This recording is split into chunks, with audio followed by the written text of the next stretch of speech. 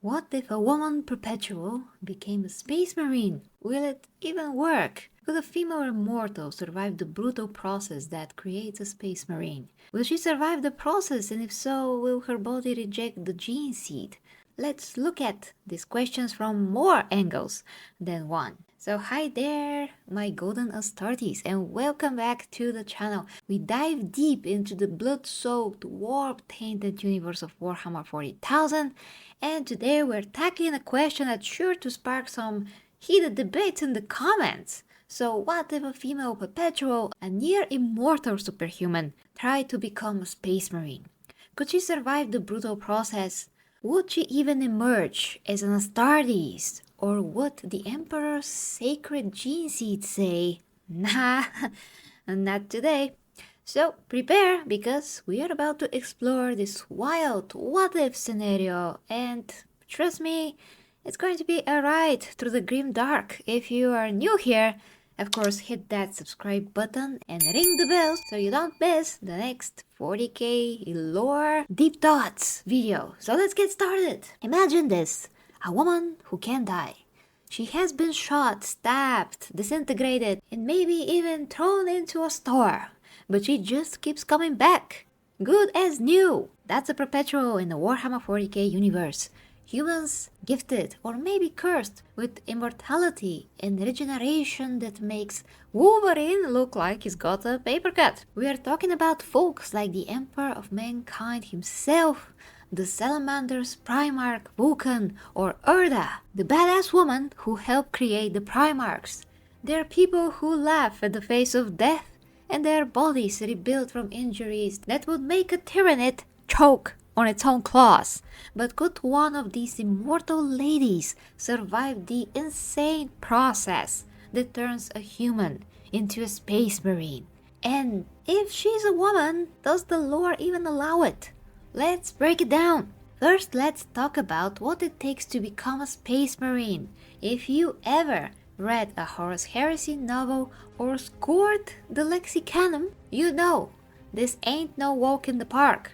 The process is a meat grinder, even for the toughest recruits.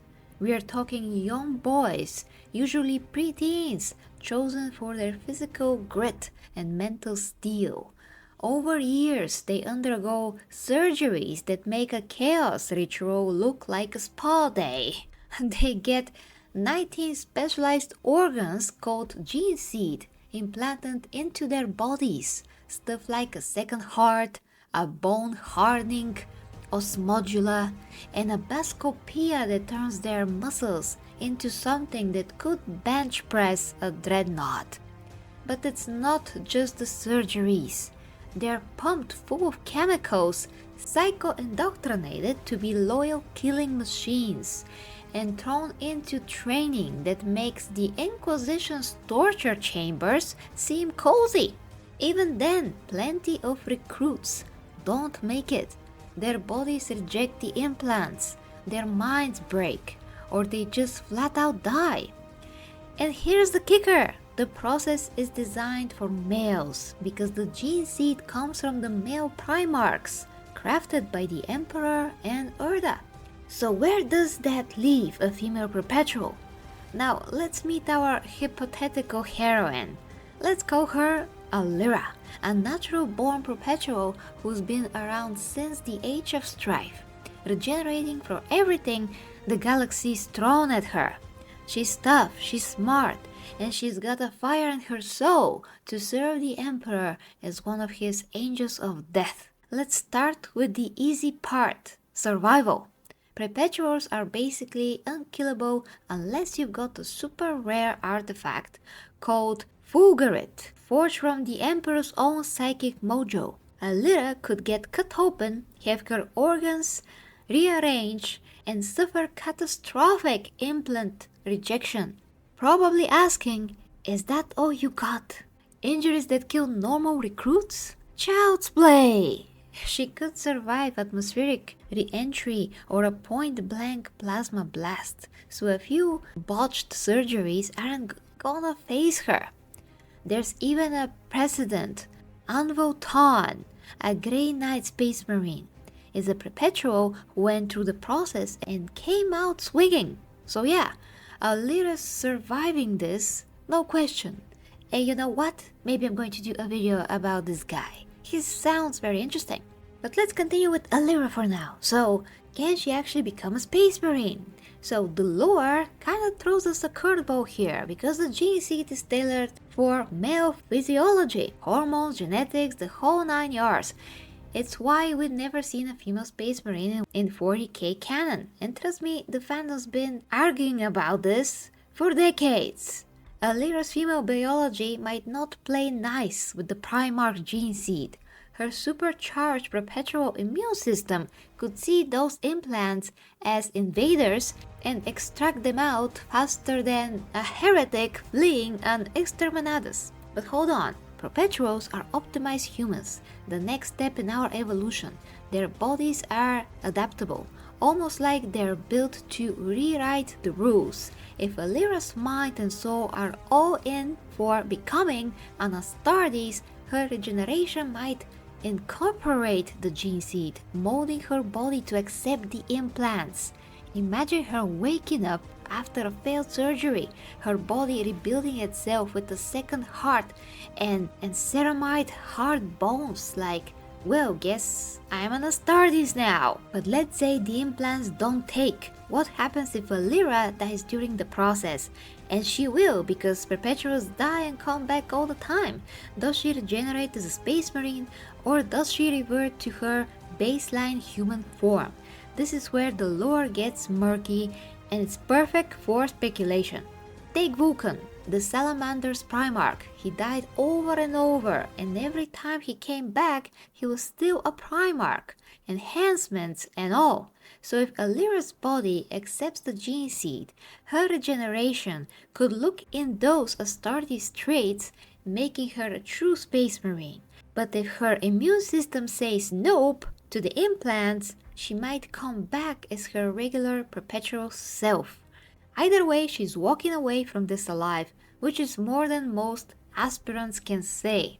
Now let's get creative. So imagine Alira becoming a Space Marine.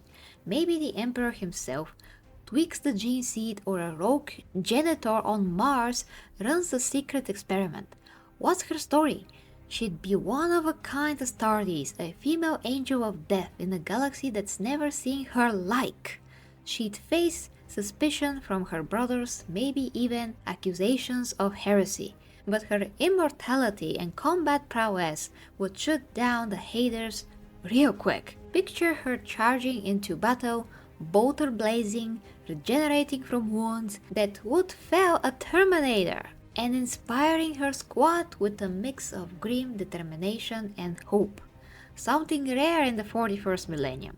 Now, we are going to talk about in the end of this video whether or not such Space Marine should exist in the first place. But for now, let's continue with this fantasy and see where it goes. Or maybe she's a lone wolf, a secret weapon deployed by the Inquisition to tackle threats even a Primarch couldn't handle. The storytelling potential here is massive, and it's exactly the kind of thing that makes 40K so addictive.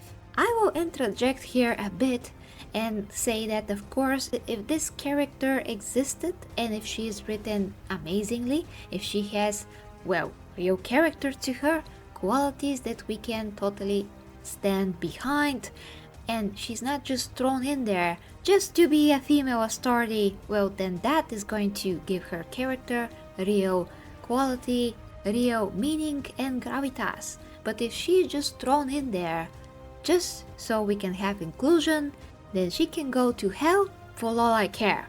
Without an amazing storytelling behind any character in Warhammer 40K, whether they are male or female, there's no really point of them existing in the first place. So I just wanted to interject this here. Now let's continue with this fantasy and keep on putting our thinking hats on. So will it work? Here's the verdict. A female perpetual like Alira could absolutely survive the Space Marine creation process. Her immortality and regeneration makes her tougher than a land rider.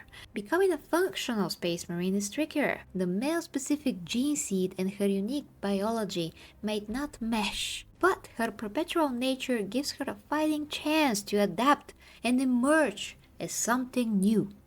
Whether she's a true Astartes or a superhuman hybrid, maybe she can be a great addition to the Imperium, and maybe that would be a story worth telling. What do you think though? Could the female perpetual become a Space Marine? What are your arguments for and against this? When it comes to practical application for the Imperium, are the resources and time that this is going to take worth the effort? But remember, if she is immortal, and depends on the situation, but let's say 99% of the cases, she will regenerate from absolutely everything. Maybe such an Astarte would be extremely useful addition to the Warhammer 40K lore setting, because she can kill a lot and always regenerate and just keep killing. I think that's a pretty good idea if written correctly. Once again, don't forget guys, just because I'm the 40K Empress and I happen to be a girl doesn't mean I want women interjected in the story for no freaking reason.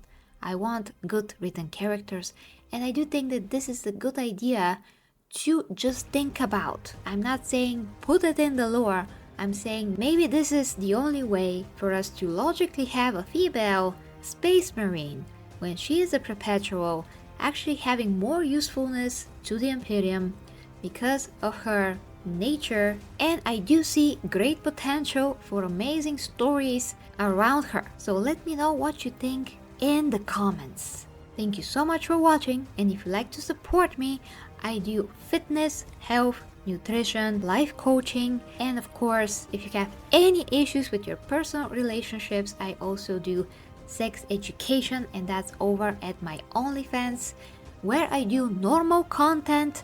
Normal, I will say it several times, I do normal, not slaneshi content there, trying to help people for over 5 years, and I am doing so, and I am happy about that I am using OnlyFans, just like when you're an entity in the warp and you're actually trying to be a positive and not a negative entity in this whole space of, well, slaneshi things. So amongst the chaos gods, I'm the small little thing, the small creator there that actually is trying to do something good. And of course I am posting my physique updates, showing my muscles and all those things, just to inform people how I am sustaining a very good physique for more than a decade now, which I'm very proud of. So I want to help other people do the same and be their own Space Marines, should they choose to talk to me personally there, and should they choose to ask for personal advice about their fitness goals in life. With that being said guys, watch this next and see you next time. Love you my golden Astartes. Bye bye.